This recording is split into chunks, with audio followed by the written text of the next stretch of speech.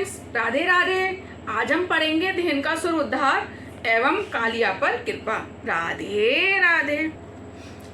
अब हम धेनुकासुर वध की लीला देखेंगे। तालवन में एक राक्षस गधे के रूप में रहता था। एक बार श्री दामा और अन्य गोप बालकों ने शिकायत की कि तालवन में फल तो बहुत हैं, किंतु धेनुकासुर किसी को लेने नहीं देता। भगवान ने प्रहलाद को वचन दिया था, उनके किसी भी वंशज को वह नहीं मारेंगे। सो बलभद्र ने धेनुकासुर का वध किया था। वन में फल सड़ जाएं, फिर भी किसी को ना दे, वही धेनुकासुर है। अपने पास बहुत सा होने पर भी किसी को कुछ ना दे, वह धेनुकासुर ही है। धेनुकासुर तालवन का मालिक तो नहीं था, किंतु बरसों से वह वहां रहता था और जबरन उसने कब्जा जमा लिया था। कई लोग सार्वजनिक संस्थाओं का बही खाता करते करते उस पर कब्जा जमा लेते हैं। कुछ ऐसी संस्था में गोलमाल करते रहे रुपए पैसे डकार जाते हैं। इस तरह समाज का धन उड़ाने वाला अगले जन्म में गधा बनेगा।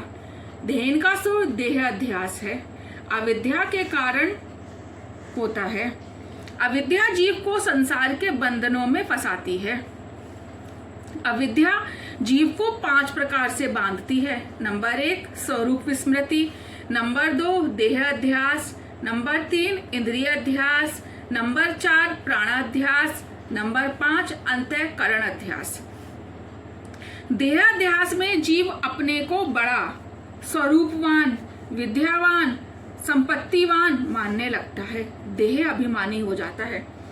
ऐसे लोग दूसरों का अपमान करने लगते हैं, दूसरों को सताते हैं। ऐसे देहाध्यास को बलभद्र ने मारा। अब आती है कालिया नाग दमन की बात। प्रभु ने कालिया नाग का उद्धार करने का विचार किया।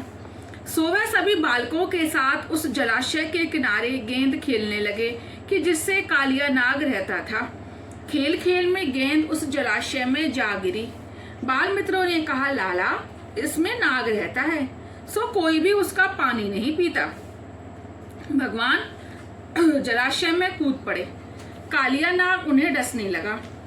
ज्यों-ज्यों वह डसता जाता था, विष अमृत बनता जा रहा था। कन्हैया ने एक हाथ में फन पकड़ा, दूसरे में पूंछ, फिर फन पर आरूढ़ हो गए।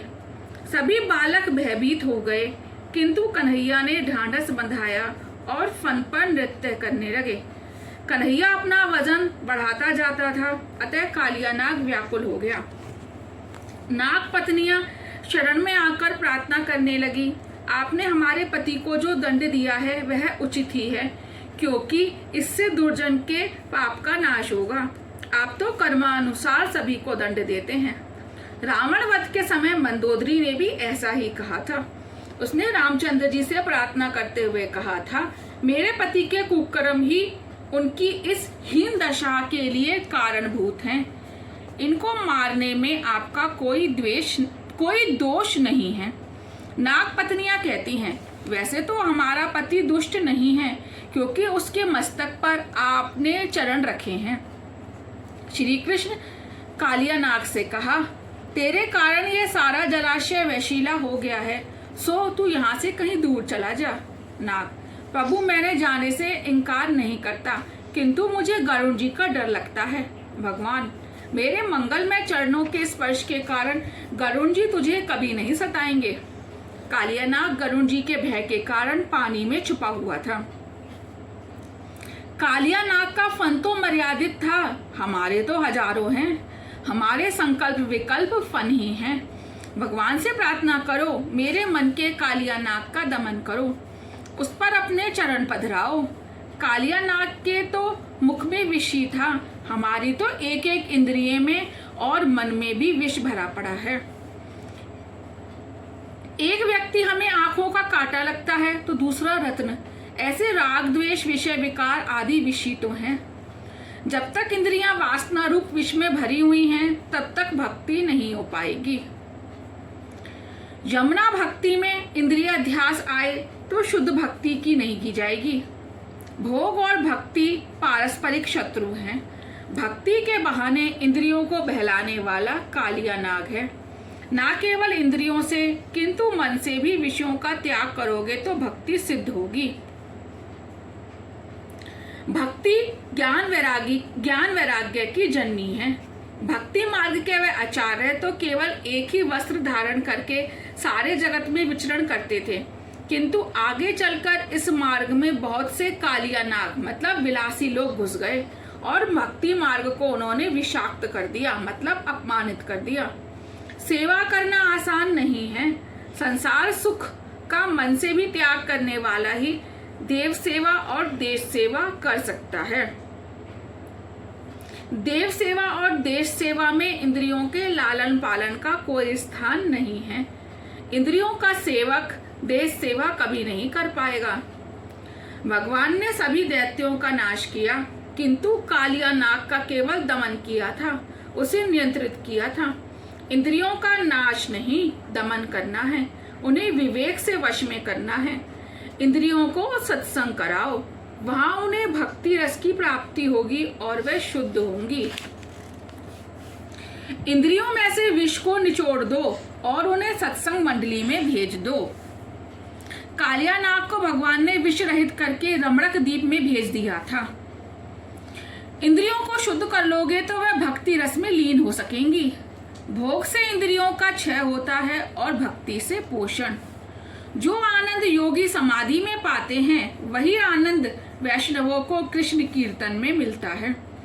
कीर्तन करते समय दृष्टि हमेशा कन्हैया से लगाए रहो।